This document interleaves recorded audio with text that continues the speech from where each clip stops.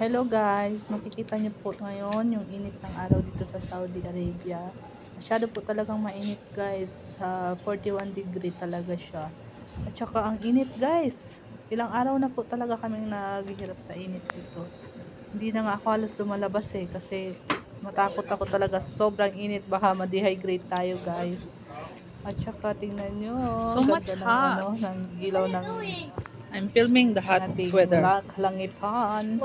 Guys, At guys, this is pa-support me, na this is pala you, ako, this is you, this is me. pa-subscribe naman po. At saka alam, maliit na vlogger lang po started.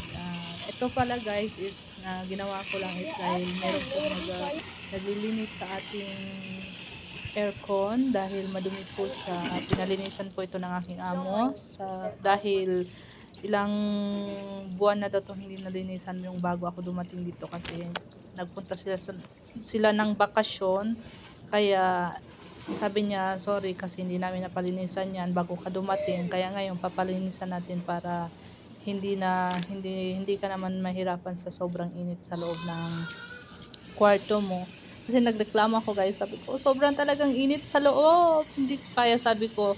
Kaya yun nung isang araw sobrang init talaga ng panahon, doon ako natulog sa kwarto ng mga alaga ko.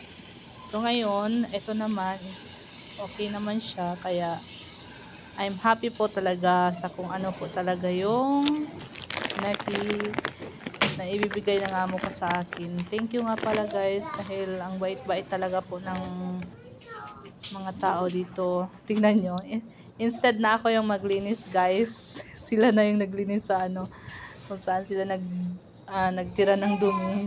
Nilinisan nila na guys. At saka guys, pag may marinig po kayong mga boses ng bata, alaga ko po yan guys. Ang kukulit kasi talaga nila guys. Sobrang kulit. Pero mabait naman. Kaya okay lang sa akin. Blessful and grateful.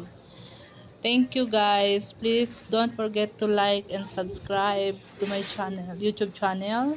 And this is for today videos guys. Thank you.